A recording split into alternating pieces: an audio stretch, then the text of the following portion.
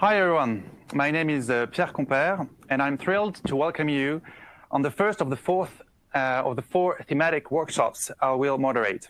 I work for Agri Sud-Ouest Innovation, which is a cluster gathering startups, SMEs, corporate firms, investors, research agencies, as well as local authorities in the southwest of France. We are dedicated to innovation for agriculture and food industries. Each workshop I will moderate will have the same structure. First, a 20 minutes sequence with a robot provider sharing an experiment. Then 2 to 3 pitches, 5-minute pitches for 10 to 15 minutes. And finally, farmers and users will give us feedbacks and then Q&As with attendees. So we're here to talk about robotics contribution to wine growing. And we'll start with a presentation from Naïo Technologies and one of its technical partners, the French Vine and Wine Institute.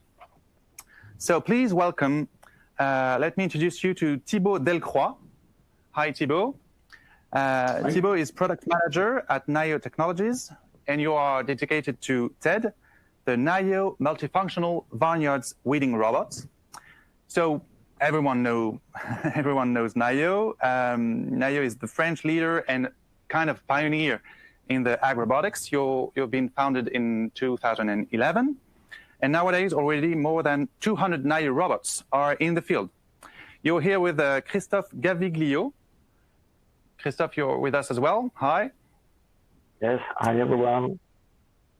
Thank you. Christophe, you're a product manager at IFV, the French Vine and Wine Institute, well-known professional agricultural organization in France, and you're dedicated to applied research. So we're going to share your presentation. So the Naïo presentation, there you go. So Thibaut, could you introduce us to TED, your famous vineyard robots? Yes. Hello, Pierre. Hello, everyone. So as you said, Naïo Technologies develops and markets robots for agriculture and viticulture. So TED is the vineyard robot of Naïo. It's a straddling robot, fully autonomous, fully electric, and is dedicated to mechanical weeding under the rows and between the rows. Since September, we have released a new version of TED, which is the commercial version. So this version improves all the development we've made on the first version for 3 years now. Sturdiness, adaptation to different vineyards densities, powerful motors, stronger lifting tool for soil maintenance, and all the security systems so the robot can be used in total autonomy. I'm going to show you on the little videos that I'm launching right now, briefly how it works. So if it's okay with the video, let's go.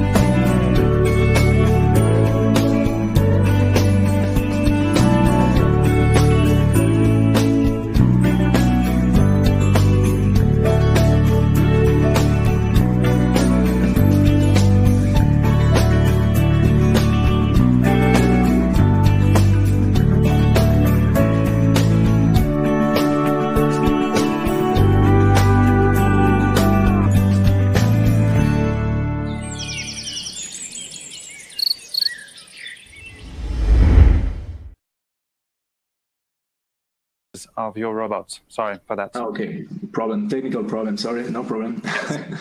So I'm going to do it briefly, so no problem. So it has a RTK navigation system that allows the robots to navigate between the fields that have been mapped before, as you see on the videos. It is equipped with lithium batteries. It's 4-wheel drive, and it can go on slopes up to 30%. The speed of the robot is from 0 to 6 kilometers per hour. So depending on vineyard densities, it can work up to 5 hectares a day.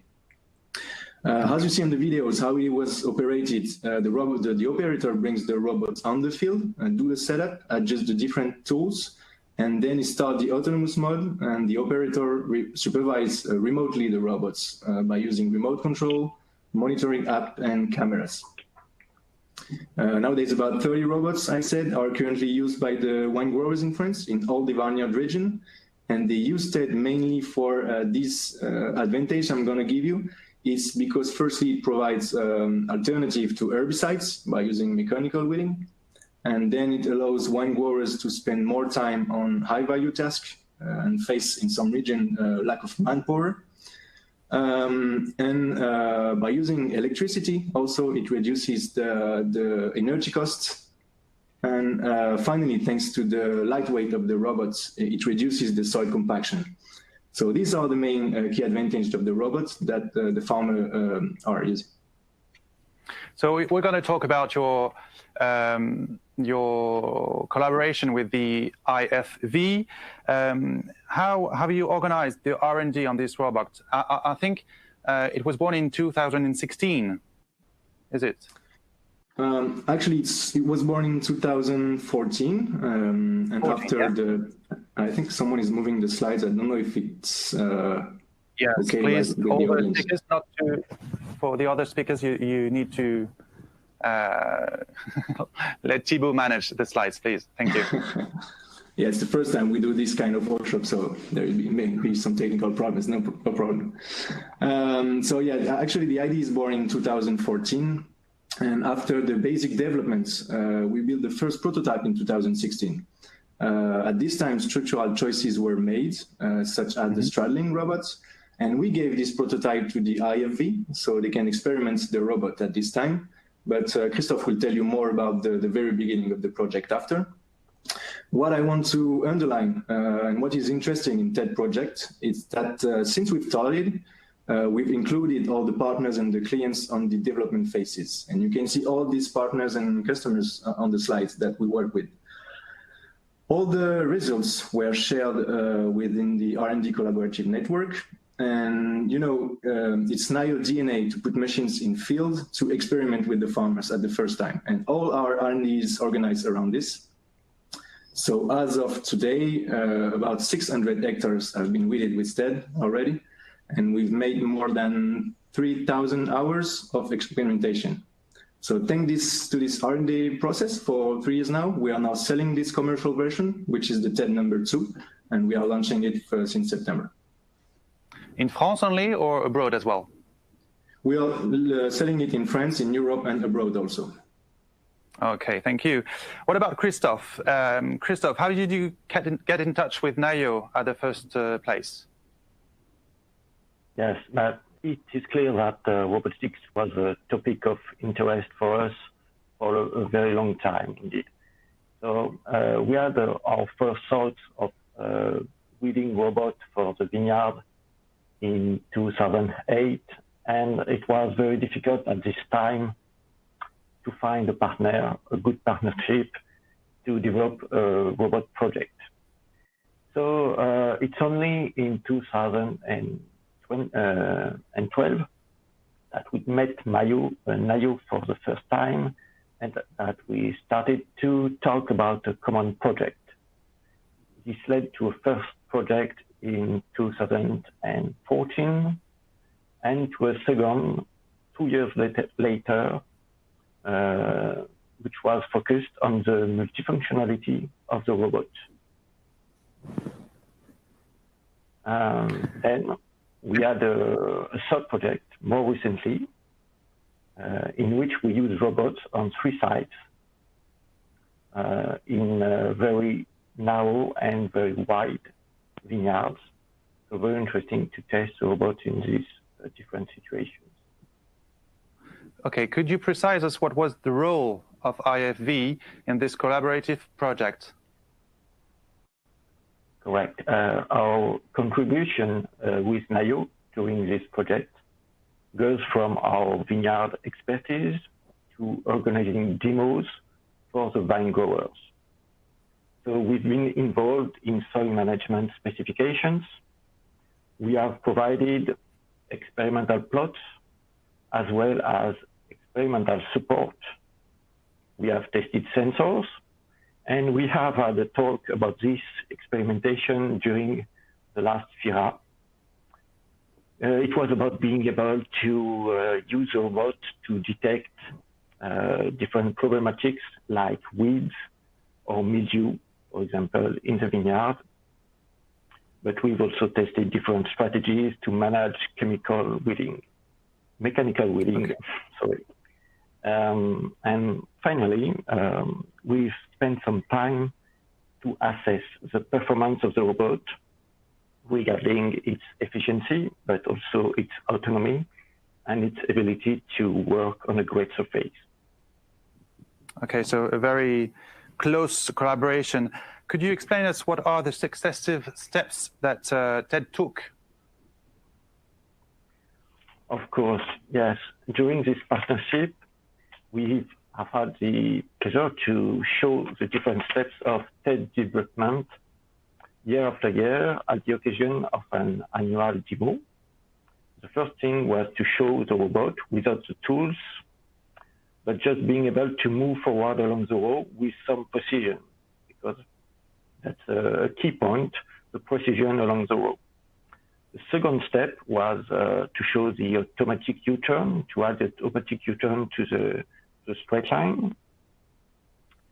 And then it has been possible to implement the tools and the lifting systems of the tools. And finally, demos were consisting in showing the robot being able to weed autonomously an entire parcel, entire plot. Okay, can you share some figures with us about its performance? Yes, so what we've learned after using TED for a while, we've learned that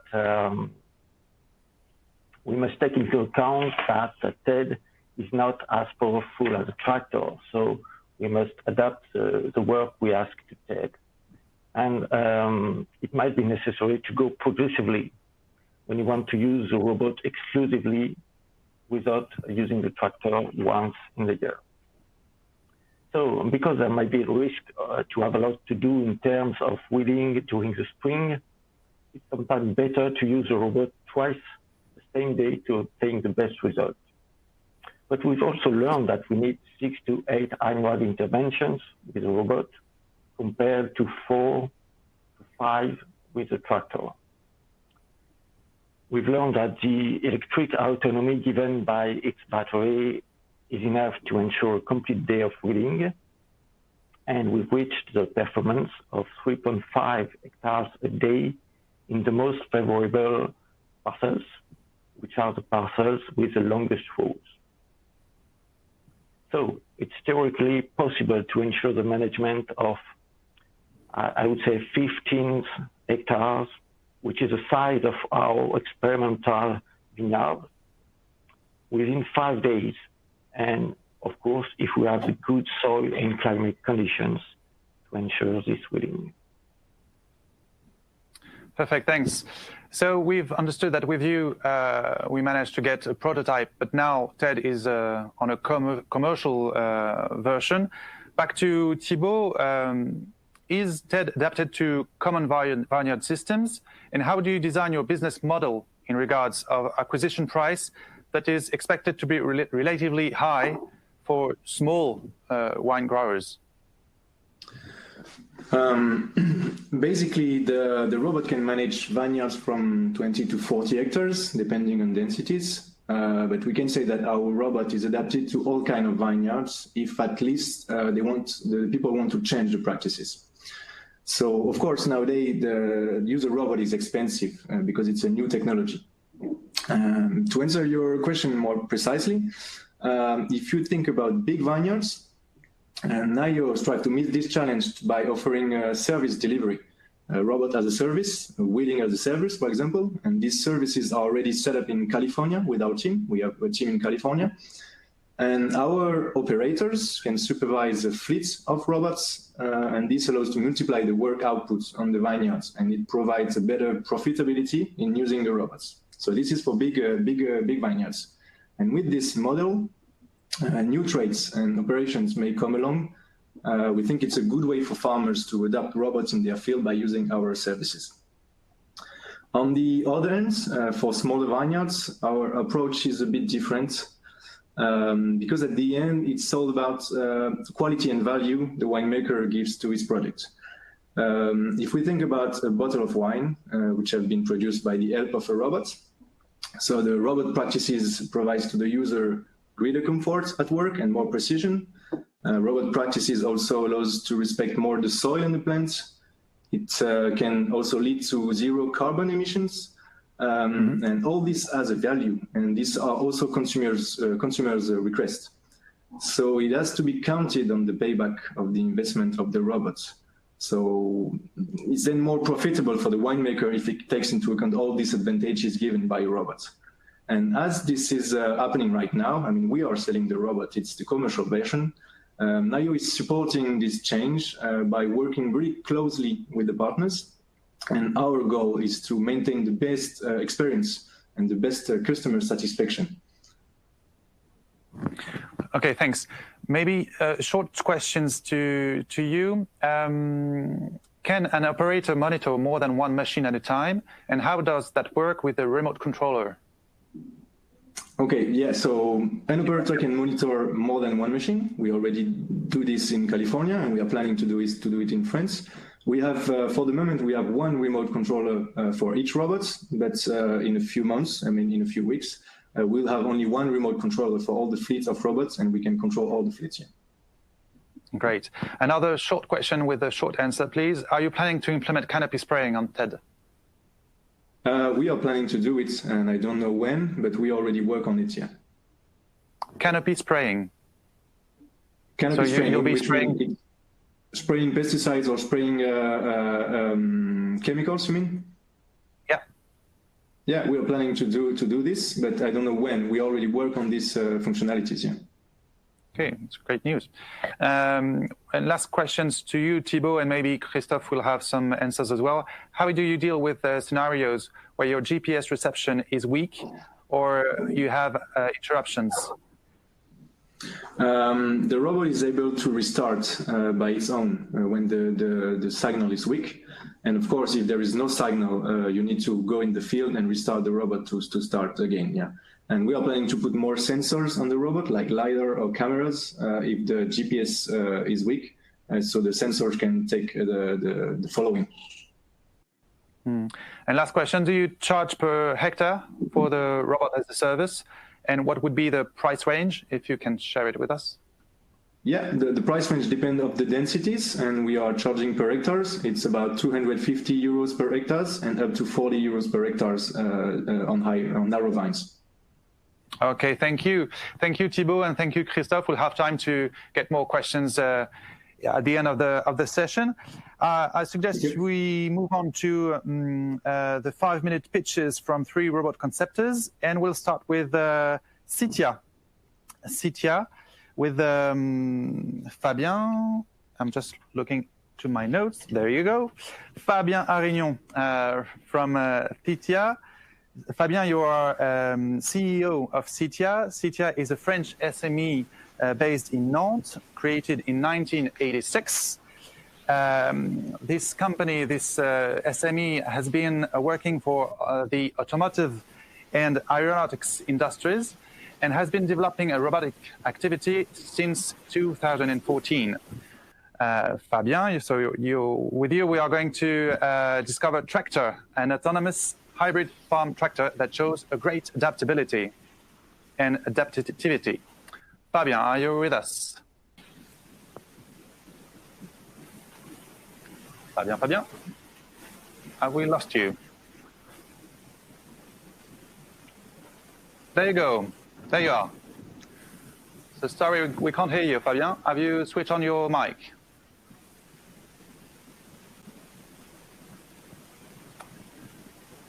We can't hear you. That's weird. So maybe we'll try to get in touch with you in a few minutes. I'll let Deborah, the technical support, to help us with that, and we'll move on to Sougata Pahari from Korechi. Are you here, Sougata? Yes, can you hear me, Pierre? Yes, we can. So I welcome you on stage, Sougata. So Sougata, you're founder and CEO of Korechi Innovations, and company born in 2016 in Ontario, Canada. So Korechi is specialized in automatic systems for vineyards, fruit productions, and golf courses. And we're going to talk about Roam.io, a multifunctional and adaptive robot for wine growers. So Sougata, the floor is yours. Thank you, Pierre. So good morning, afternoon, and evening to the viewers around the world. My name is Sougata, as Pierre mentioned, the founder and CEO of Korechi Innovations, Inc. We're based in Oshawa in Ontario, Canada. And today I'm going to speak about the Romeo line of farming robots.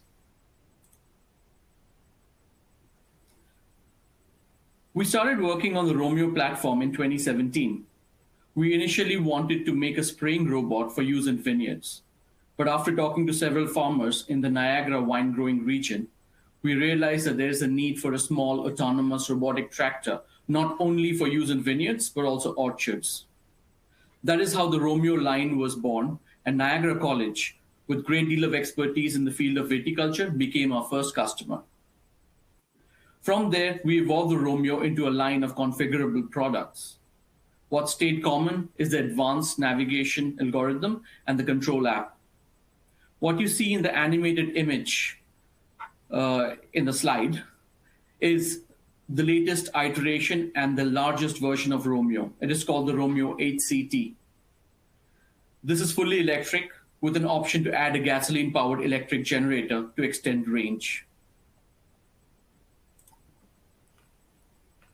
The standard Romeo is about 1 meter long and weighs about 120 kilos. It is highly adaptable and field programmable. And we have made the user interface very intuitive, which requires minimal training. It is enabled with multiple sensors for collision avoidance, including LiDAR, sonar, AI-enabled camera, and radar, giving it multiple redundancy. We have designed Romeo to run at a top speed of 4 to 8 kilometers an hour, as most applications in the farm happen at these speeds. And that allowed us to keep the motors and batteries relatively small. Depending on the density of application and the speed of application, Romeo can cover up to 15 hectares per day.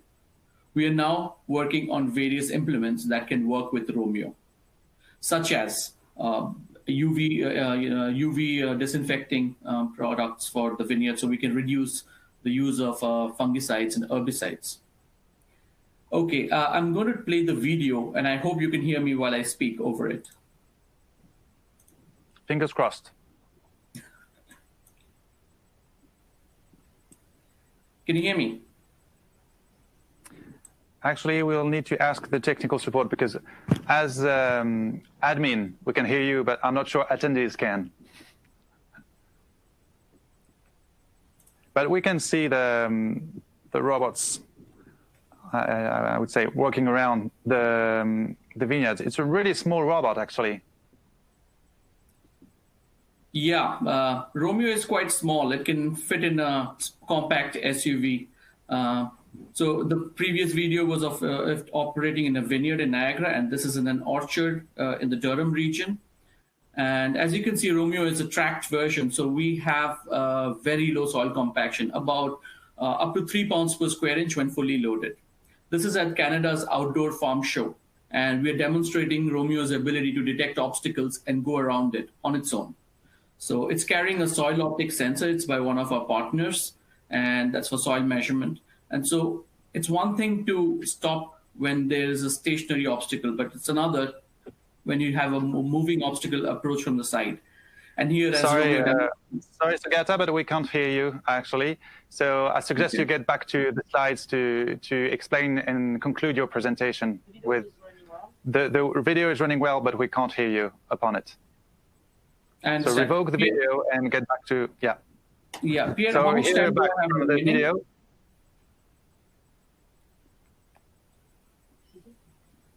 I suggest you revoke the video, Sougata, and get back to your presentation. Okay. There you go. So to conclude, just some comments you would like to share with us on the video, but unfortunately it wasn't working. So maybe in a few words, the main functionalities of your Romeo robot you would like to illustrate. Absolutely. So the Romeo, as you saw, is a tracked robotic platform with very low soil compaction. So about a maximum of 3 pounds per square inch when fully loaded. And the Romeo is small and compact enough to fit in a small SUV. But as you saw in the very last portion of the video, that it is powerful enough to pull the same vehicle. In fact, it can pull up to 2.2 tons of it. So it's highly capable in that front. Thank you very much, Sougata Pahari. So just let me remind the attendees that you're founder and CEO of Korechi Innovation, and you'll be able to talk with all the attendees in the network working lounge. So let's move back to Fabien ARIGNON. Fabien, are you back? Are you with us? Fabien, are you with us, please?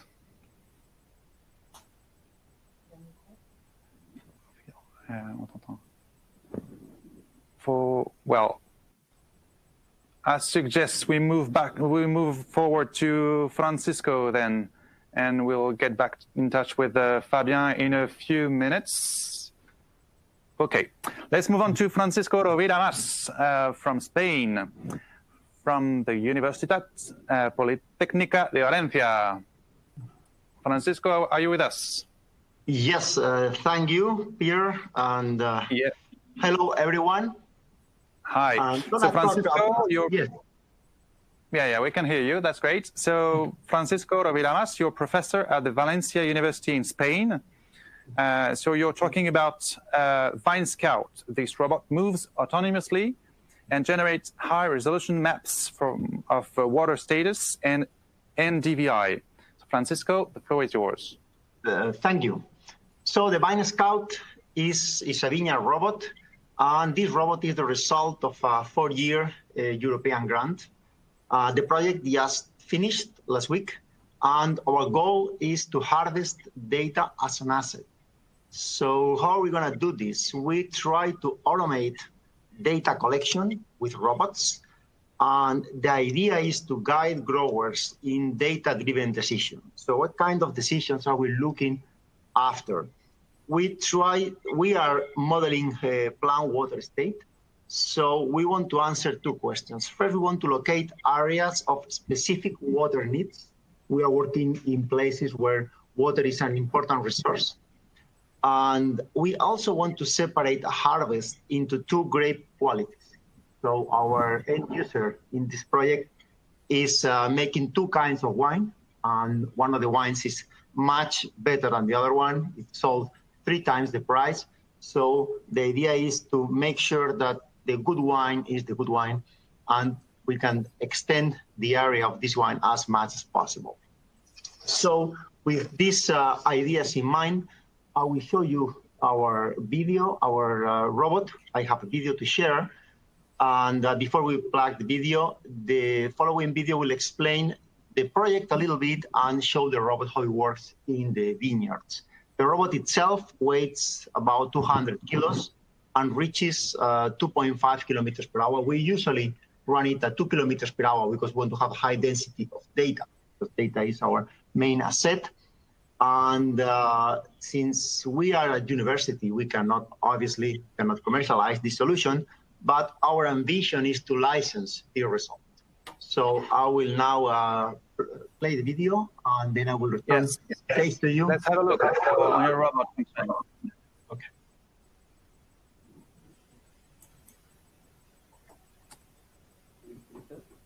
Yes, he's doing There you go.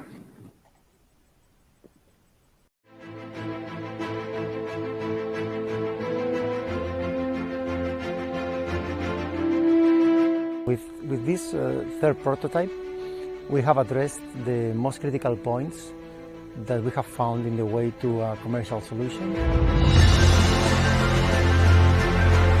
We are testing the new cylinder, the new sensors, the navigation system, the new robot, because the dynamics have changed a little bit.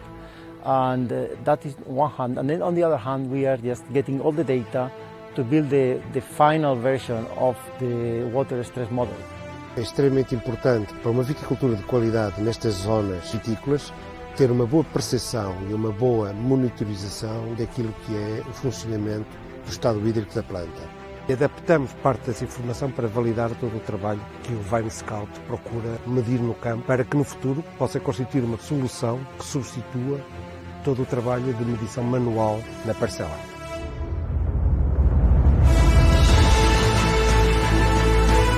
Our navigation system is based on local perception. So the first thing was to get very reliable sensors. So now we have a multi-beam LiDAR with a time of flight sensor and 4 ultrasonic sensors. So all put together give us a very reliable perception of all the vicinity of the robot. Then another important point was the batteries, the source of energy, and we also have a very strong and very nice batteries right now. And then another point was to get something very strong for the environment. The system right now, we can just go and test many hours in the field without any problem. So another thing that we have improved a lot was the navigation, the steering system. Now we have a very precise electrical cylinder so we can navigate and we can do many things that we couldn't do before. We are ready just to take the next step and industrialize this solution.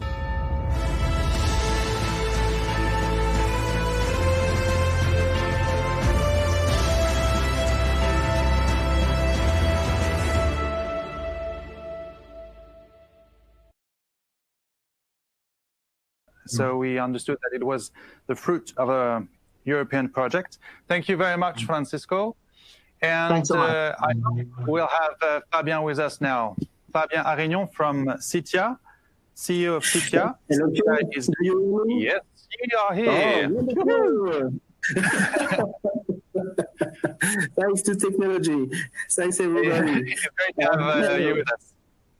So okay. let me remind the attendees that Sitia is a French SME based in Nantes. You used to work and you're still working for the automotive and aeronautics industries, but now you have developed as well a robotic activity since 2014, and you're talking about TREKTOR. Yes, thank you, Pierre. This time is a good one. So let me introduce you Sitia very quickly. Sitia is a French SME based in Nantes, west part of France, existing since 1986, and we are involved in what we call the applied innovation.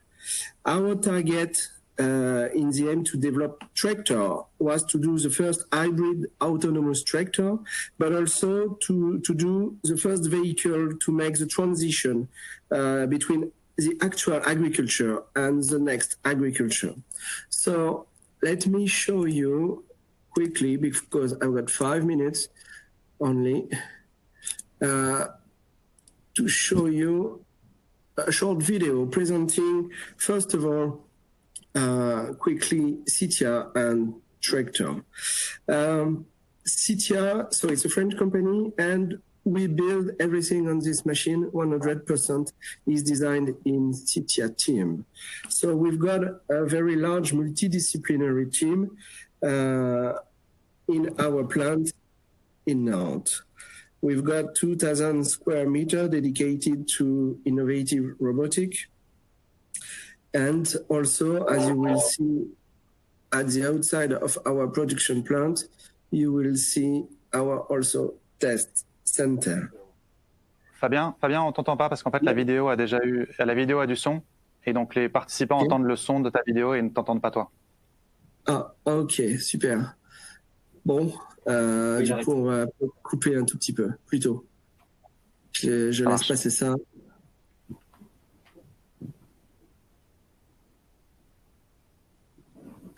Juste ça, je coupe. Si, on voit l'image, là, oui.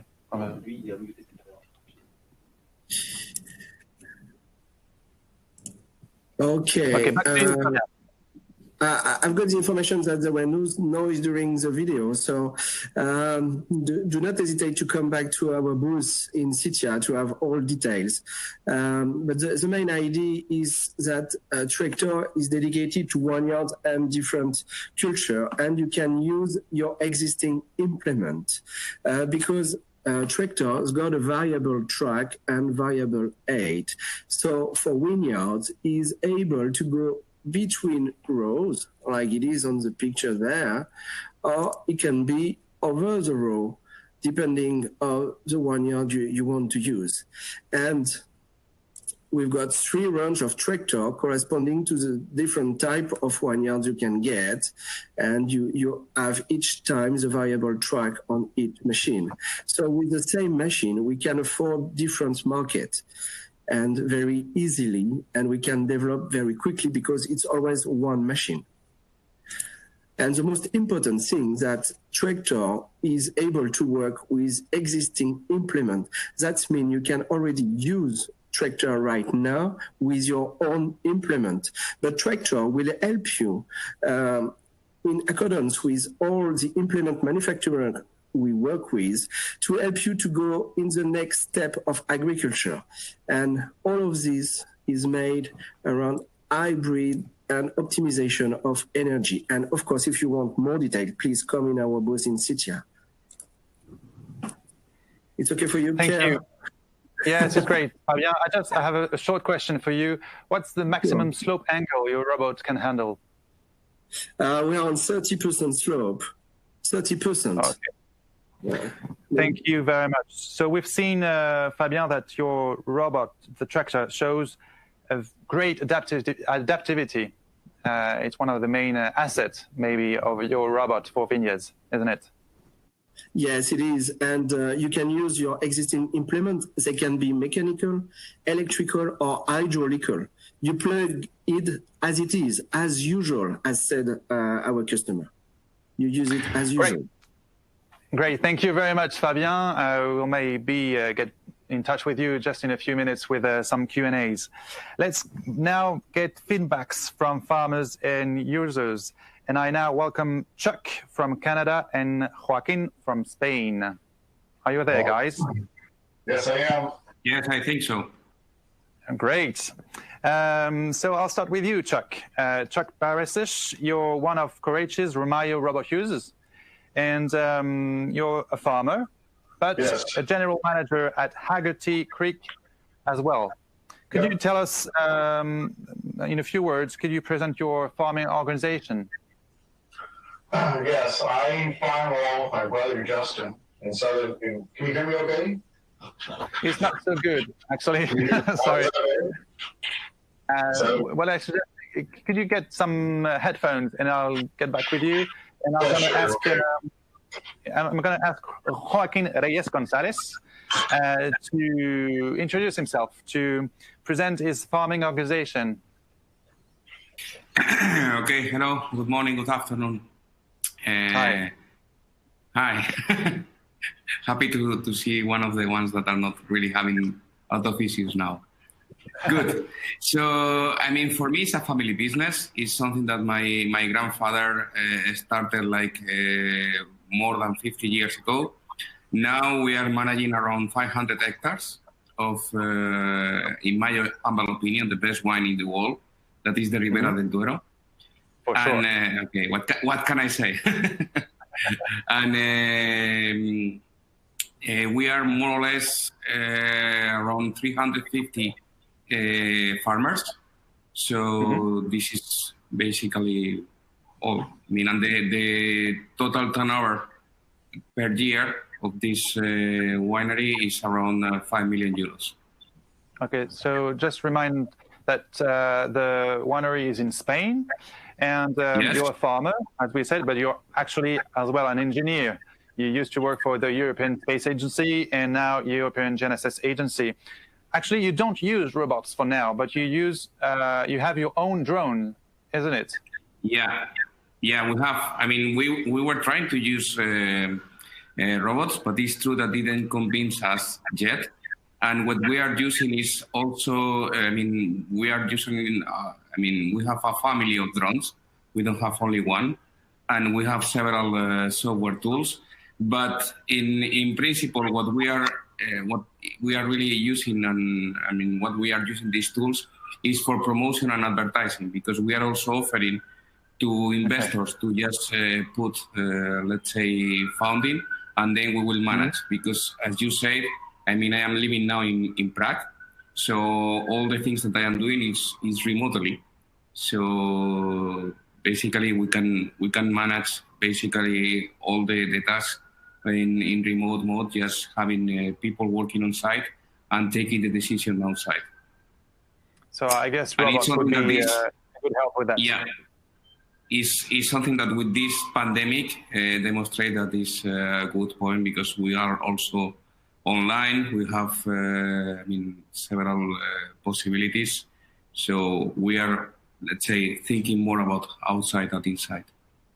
Okay, thank you, Joaquín. Let's move on back to Chuck. Chuck, are you back with us with a good sound? Chuck. Okay, so I'm gonna talk with you, Joaquín, a bit more. So okay. You expressed that the need for robots. It would be interesting for you in regards of maybe human resources lack, and be able to manage your farm from abroad. Could you elaborate a bit more on your main motivations for robots? They have concrete periods that is basically harvesting. This is 2 weeks of work that we have to be there. But all the rest, our idea is that what we are trying to do is, let's say, escalate or distribute around all the fields that we have. And indeed, the concrete problem that we have is how to manage the human resources, how to deal with this.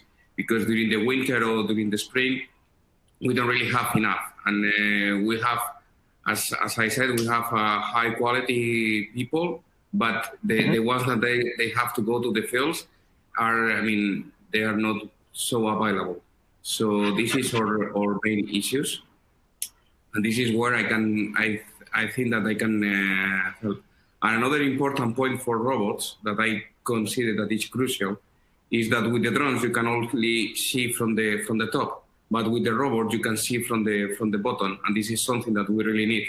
And even let's say because for us it's really important to identify the problems, the oidio, the botrytis, just on time, and try to treat them with the minimum chemicals possible. Because once you realize that there is a problem, maybe it can be too late, and then it's really a pity. Okay, thank you. Chuck, are you with us now? Unfortunately, we can't hear you. I tried this, I'm not sure it's going to work. Okay, you're back. It's not a problem. If the sound is not so good, let's move on like this. Could you present your farming organization? Because what is Argotty Creek, for instance? Okay, well, I farm with my brother Justin, about 3,000 acres in southern Ontario. Can you hear that okay? Yeah. Good. We farm about 3,000 acres in southern Ontario, and we own a crop input and supply business as well. So we provide agronomic services to our customers in this area as well. Whether it's crop protection products and fertilizer products, agronomic services, consulting, these types of things. We've been doing this for about 20 years. Okay, and so you're one of Korechi's Romayo robot user, aren't you? That's correct. Yes, we have. So what were your motivation to get in touch with Korechi's? Well, I think labor challenges is always an issue, and so what we were interested in mostly is a way to maximize our skilled labor. Like how do we, it's hard for us to hire somebody with lots of skills year round when we have a very short operating season. So the idea of using robotics is to try to get as much done in as short a window as we possibly can. And how did you get in touch with them and with the robot providers?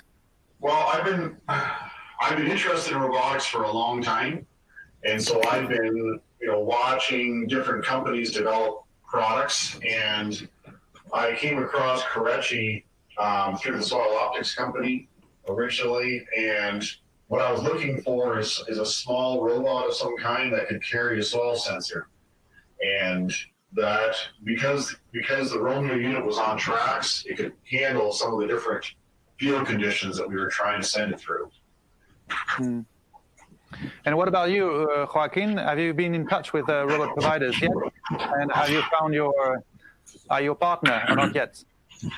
Yeah, I mean, we visit several fairs and we had some demonstrations on site, but sincerely speaking, if I may, we are not really fully convinced, because for all the machinery, I mean, we have plenty of tractors and so on, so it's not really an issue. For us, our main interest will be the monitoring approach and how to really control what is happening on the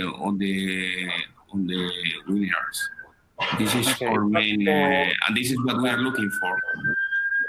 You're not expecting a weeding robot, or you may more looking after monitoring robot. Yeah, this no weeding, because weeding, I mean, sincerely speaking, maybe it's because in our fields the concentration is really low, so we have enough space for tractors, machinery, and so on. And even the slope is not really high. So, I mean, the problem is not the machinery itself. The problem is to control and try to take the decision what we have to do and when we have to do it. Okay. Because, for example, to organize the harvesting of 500 hectares is really complicated. So we really need to analyze and take several samples of all the grapes, and then be able to, let's say, organize the path, because we have to do it everything in 2 weeks, and during the night and during the day. So we need to really organize everything in with a concrete script. And this is why for us, July and August is critical to analyze how it's going and how is because 1-2 days before or 1-2 days after is affecting really to the quality of the wine. Okay. Back to Chuck. I would like Chuck to maybe explain how did you organize your relationship with the provider, whereas their robots weren't 100% fully operational. Robotics is still a young industry. So you've been collaborating with a prototype, and how would be the key success factor for you of a relationship between farmers and robot providers or robot conceivers? Well, I think I'm generally okay with things not being 100% ready. Like, I understand what it's like to develop a product. And I know with Korechi, in my work with Korechi and my work with the DOT unit that I have as well, I had to assure them that I wasn't that they understood and I understood that things are about 80% complete or 90% complete. These types of things, because a lot of the stuff, it's not just whether or not the robotics are ready. It's whether we're ready as a farmer, to change our practices. Like there's ways that we do things as farmers that because we've always done them that way. But once you bring robotics in, some of our systems and processes are going to change. Just because we've always done things a certain way with the tractor doesn't mean that doing it the exact same way with the robot makes sense. Sometimes we actually need to relearn or rethink what the process is going to look like. I think focusing on what the outcome is going to be, whether it's a quality soil scan or fertilizer application. I think that's what I want to focus on, and how do I make the robot work with that? One of the key points is, I think working with the provider, that they're willing to listen to me. I want to be comfortable, so I spent a lot of time, talking with the development. Are they actually going to listen, to what my concerns are? And also, I think I had to show that I was willing to listen and not just be critical. Hey, this thing doesn't work. I know that some farmers in my area, they just expect things to work out of the box, but that's not a reality at this point. We're still very early in the robotics stage. Mm. What about you, Joaquín? Would you be okay to work with a robot provider, whereas its robot is not fully operational? Yes, of course. We are testing. We are early adopters, and yes, there is no problem, and this is how we really enjoy how we are able even to customize the solution to our needs. Because if I may, sometimes when we are starting to work with a product that is already developed, it's maybe too late, because each particular region has different and customized characteristics. So in this particular case, I think that will be even better for both of us. Will be a win-win situation, because we will be able to customize and to get what we really need, and for them it will be even easier to really understand what we need. So no issues at all, and it's something that we are always doing. Okay.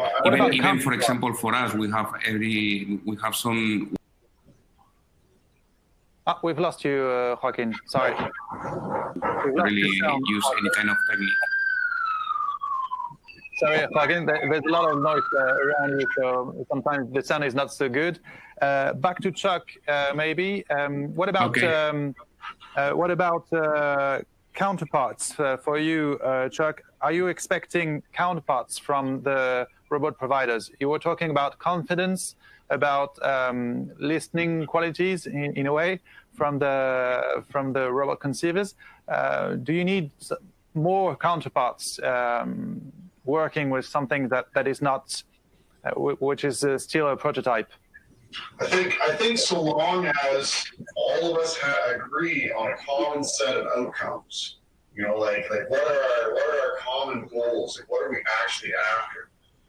So if your goal is to reduce chemical usage, or if your goal is to improve production practices, or to improve the safety of your employees, these kinds of things, as long as we're all on that same page, I think that's a key piece for myself, and that makes dealing with some of the frustrating parts easier, because we're all working towards a similar goal. And I think as an industry, if we can, as an industry, we can come together. That is a way to make this process better. Okay, great. Would you have some questions, you, Chuck, or you, Joaquín, for the robot providers we've been listening to? Yeah, I'm curious about, like how rapidly do they want to deploy? Like what is their thought processes as far as expanding territory and kind of moving, let's say, outside of Europe and these kinds of things. Okay, Thibaut, we would like to answer to this question about your expansion. Pierre, could you explain me the question, because I don't hear a lot with the sound? That's all right. This question. Chuck was wondering how fast you'd like to expand globally. Quite fast. We are planning to double the number of robots in the field next year. So we already have 200 robots in the field in a vegetables farm and vineyard farm. And we're about to double the number next year, and double again and double again. Yeah. And what about Canada, to answer to Chuck's situation? We already have robots in Canada for vegetable growers. The vineyard market is quite small, so maybe in a few years for vineyard robots. Okay. Same questions for Fabien from Sitia. What would be your ambition in terms of internationalization? Well, as you know, Pierre, TREKTOR has got its first birthday today. So we have developed a lot in Europe right now. Some of our machines are going to Australia very soon. And our aim is to develop our distribution network worldwide. So it is in the good way, really. Okay, Canada and Spain as well? Canada we are in touch with, but you know, with some COVID delay, it's quite hard to have some meetings, you know. So, but it will come next year. We are not in a hurry about that. No problem. Okay, fingers crossed. What about you, Sougata, from Korechi? What about you? What are your expert ambition? Sure. So right now we're focusing in the North American market. And maybe in 2 to 3 years, we'll try to have a footprint in Europe. Being a relatively small company is just a lot easier for us to focus without having to cross an ocean. So we're just staying within this continent at the moment. Okay, thank you. Maybe Chuck or Joaquín, have another question for our robot providers? Yeah, I mean, thinking about the feasibility, and apologize in advance because I am usually trying to be a practical guy here. How do you see the local market? Because, I mean, one of the main issues that we are usually having is the language, because not everybody is able to speak English. So what are your plans? I mean, are you able to, let's say, organize like a local premises or local franchise, and then you can deal with the robots? Because, you know, my feeling and how I see this is when you are, or when we have someone that is coming, is presenting the robots and so on, is easy. But once we start having issues with the support, with the operation itself, it's really difficult to manage with the providers in local language, and then is of course a bottleneck, because you need to escalate, then is going up, and then you need to go down, and it's really, I mean, from my experience, is one of the main issues that we are detecting. Thank you for that question. Maybe short answers from Naïo, Korechi, and Sitia.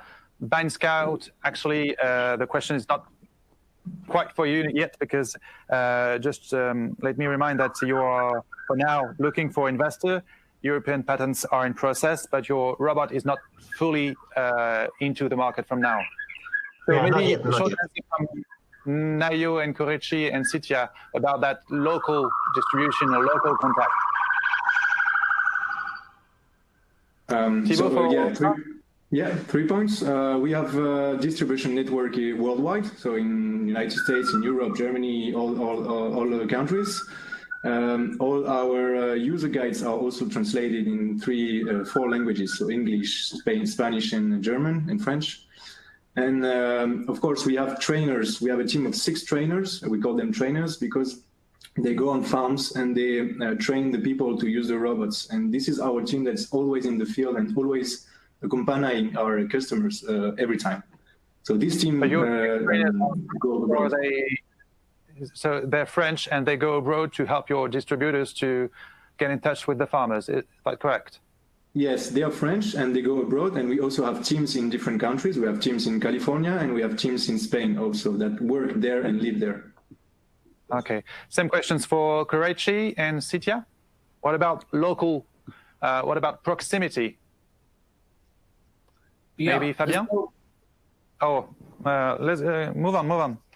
Yeah, so when it comes to working with farmers, especially because we started doing this recently, commercializing our product. So we have to work completely in tandem, like with Chuck, whom you heard speak before. The robot was designed, or basically redesigned, to fit his specifications, and it's very important for us to listen to our user base, but even more for the early adopters, because they essentially guide the company, because we are a bunch of designers and researchers, and we are not the end users. The end users give us the inputs which we value like gold, essentially. Okay, thank you. What about you, Fabien, for Sitia?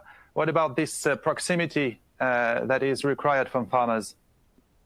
It is very important, and for Sitia is going through our distribution network, because they are locally there and they know the habits, they know the implements, they know everything that their customer wants locally. So we are here to train those people, and we make quite long train in the end that it is easy for them to use it, and also to get services corresponding to the after sale. It's not only a way to sell machine, but it's for a long-term partnership we are working with. So we are dealing with the distribution network. We've got this philosophy and want to be main leaders in agriculture robotics for the 10 next years. Right. Thank you very much to all of you. To have more questions, more exchange, to have discussion with these speakers, please feel free to knock on their booth. So Fabien ARIGNON is at Sitia booth. Thibaut and Christophe Gaviglio from Naïo and IFV will be on Naïo's booth. And Korechi with Sougata and Francisco and Chuck and Joaquín will be in the networking lounge to have more discussion with you all guys. Thank you very much for this workshop. It was very interesting. Sorry for the small technical issues, but we managed to get the message passed by to the attendees. I'll see you tomorrow for more thematic workshops, and I wish you a great FIRA. See you soon. Bye.